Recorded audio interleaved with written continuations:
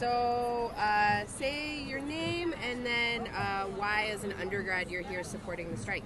Yeah, so my name's Sophia. I'm a first year at Barnard College. I think honestly, like just supporting the strike is the most basic way of improving your own educational experience. Because ultimately, if your TA or even your professor at because some TAs do teach courses here, if they're the ones being exploited, then you're not going to get the best education possible if your TA has to literally commute 2 hours into the city just to teach you and then 2 hours to get back home.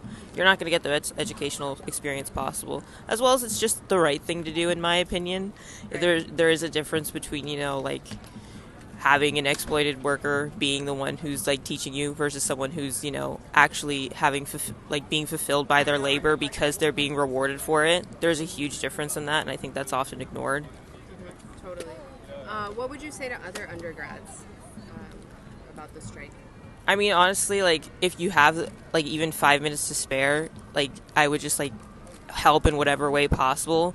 Even with midterms being right now, like happening right now, it is a little bit hard to like find the time. But if you have that spare moment, it's worth it because it's going to help you and it's going to work in your favor just as much as it works in the favor of the grad students. And ultimately, you might end up becoming a grad student. And if you become a grad student in Columbia and you're not helping, you could be facing the same issues that these people are facing right now. And that's just a full cycle of that's Anything else you want to say? honestly just help out with the strike. Ultimately, we're trying to alleviate some of the alienation these people are facing towards their labor.